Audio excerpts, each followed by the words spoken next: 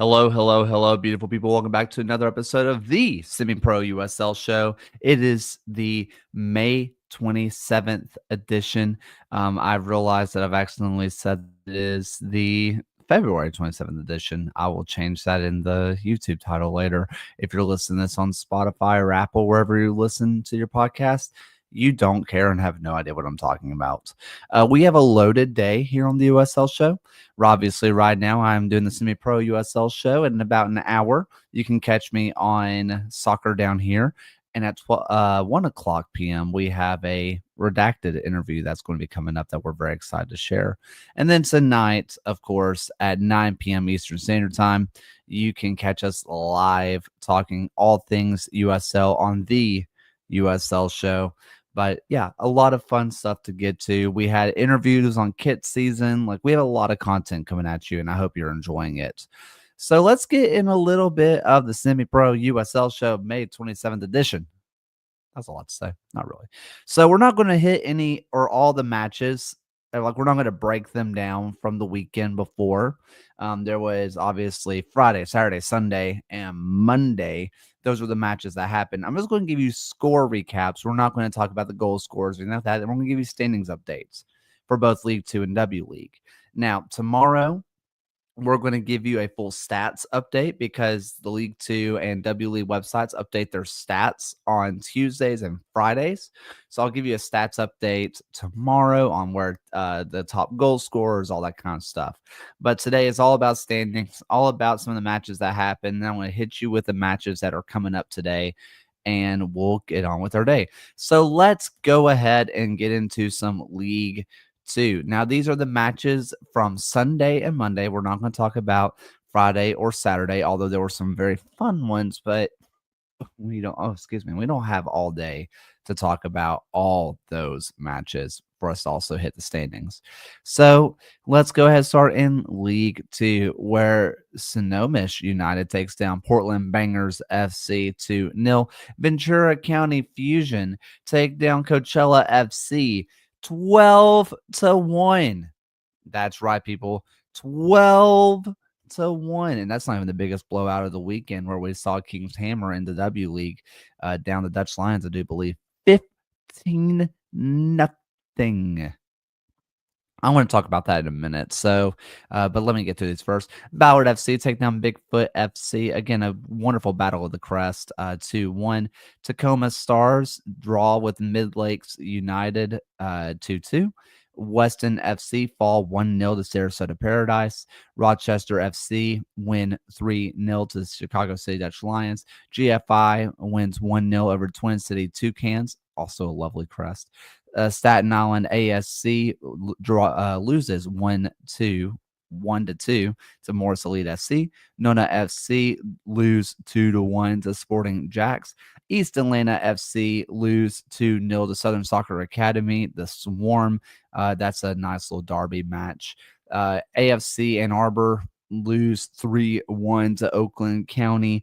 And Lexington SC win 1-0 to Dayton Dutch Lions. One match that we did not discuss in this one was honestly my favorite derby name in all the USL, and I just got to get it out there, is in League 2. We had Dothan take on Columbus, which is the Peanuts and Coke derby. If you basically Columbus, Coca-Cola, that whole thing, and then Dothan big into peanuts. And if you're not from the South, you don't, or even it may just be an Alabama thing, but peanuts and Coke is a huge, you put the peanuts in your bottle of Coca-Cola. Just trust me on it. It's good. Just trust. The Peanuts and Coke derby, I love the name of it. So let's hit you with a little bit of standings in our League 2. It's been a full weekend, where in the Chesapeake Division, Lions Bridge have 7 points. On 4 points is Northern Virginia and Virginia Beach and Charlottesville Blues. And on 3 points is Annapolis Blues and the Virginia Marauders. In the Great Forest Division, on top is Steel City FC with 7. In second place is Akron City with 4 points. And Cleveland Forest and FC Buffalo are tied on 3 points. In the Great Lakes division, we have a three-way tie, or so sorry, Union FC Macomb on 7 points, and then a three-way tie for second with Midwest United, Flint City Bucks, and Oakland County on 6 points. And then there is Northern Indiana and Kalamazoo on 3 points. And when we go on down to the Great Plains division, we have a tie for first on 9 points is Peoria City and Springfield FC on 9 points with Des Moines Menace with 6 points. In the Heartlands division, we have Rochester FC on 6 points and RKC and River Light tied for in second on 4 points and Sueño FC on 3 points. In the Lone Star State, or in the Lone Star State, in the Lone Star division, also in the Lone Star State, yeah. I don't think there's anybody else that's outside there. It has to be all Texas. We have in first place Houston FC, with Laredo Heat and Corpus Christi on 6 points, AHFC Royals on 4, and GFI on 3. In the Metropolitan Division, we have a tie for first place with the Long Island Rough Riders, the Hudson Valley Hammers, and the Morris Elite SC, all on 4 points. And New Jersey Copa FC and Staten Island ASC on 3 points. In the Mid-South Division, the Little Rock Rangers are in first with 7 points. The Louisiana Crew have 6 points. Hattiesburg FC have 4. The Denson Diablos have 3. Reading United, Westchester United have 7 points, while Reading and, oh my gosh, this is Mid-Atlantic, by the way. Westchester United on 7. With Reading United and Ocean City Nor'easters on 3. In the Mountain Division, we had the Flatirons and Utah United both on 3 points. In the North Cal Division, San Juan SC on 15 points, and they cannot stop scoring if their life depended on it. They seriously cannot stop scoring. They are so good at it. 26 goals in 6 matches. That's gross. In second place is San Francisco Glens, who are doing in the opposite way. In 4 matches, 6 goals, only 3 against. So, like, they're just defensively stout. And then we have Almaden on 6 points, Academica on 5 points, same with Project 510. And then San Francisco City on 5. In the Northeast Division, the Western Mass Pioneers are on 7 points, with Vermont Green and AC Connecticut on 6 points, where I think Vermont Green are taking on Providence City, which is like a lower league. If you're a sicko, that's a fun one. I think that's a friendly that's going on. In the Northwest Division, we have Snohomish United on 12 points through 4 matches.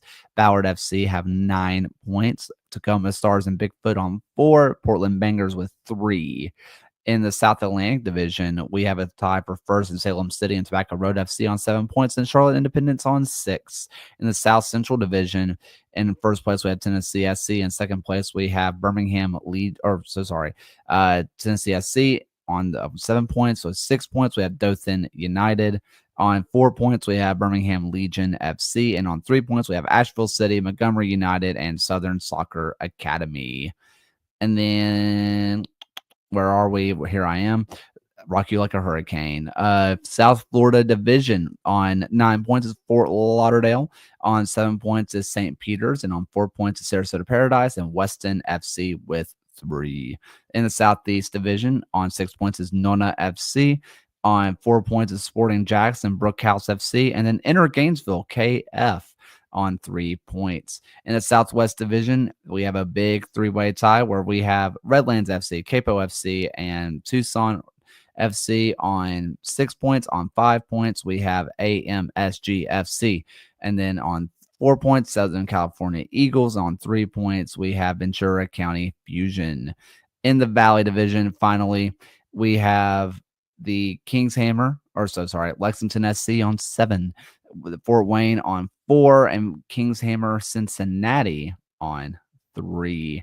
Did I read the McKinley? I don't think I did. I think that's Lone Star.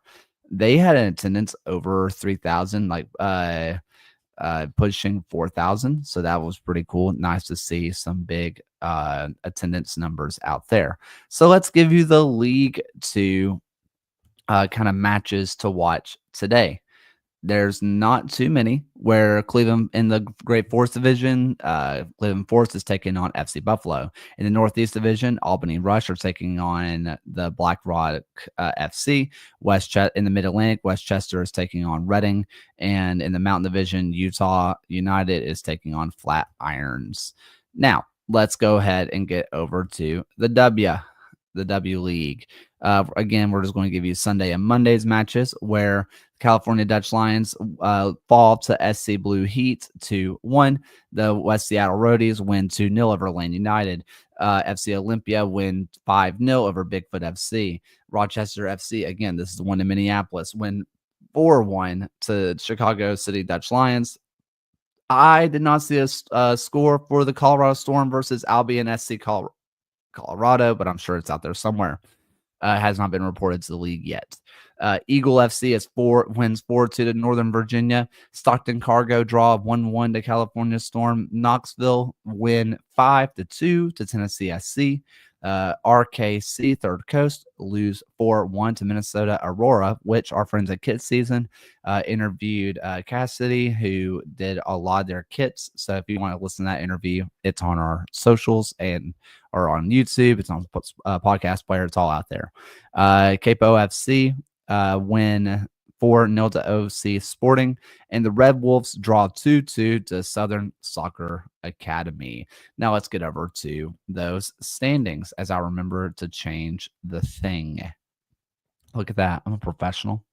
In the Chesapeake Division, in first place is the Richmond Ivy on 7 points, Virginia Beach and Annapolis Blues on 6 points. In the Great Forest Division, Pittsburgh Riveters win on 4 points. Wow, we have a big three-way tie between Steel City FC, Flower City 1872, and FC Buffalo on 3. In the Great Lakes Division, on 10 points is AFC Ann Arbor, with Midwest United and Union FC Macomb on 4, and then Kalamazoo FC on 3 points. In the Heartlands Division, we have a three-way tie for first with Minnesota Aurora, River Light FC, and Rochester FC all on 6 points, and Sioux Falls City on 3.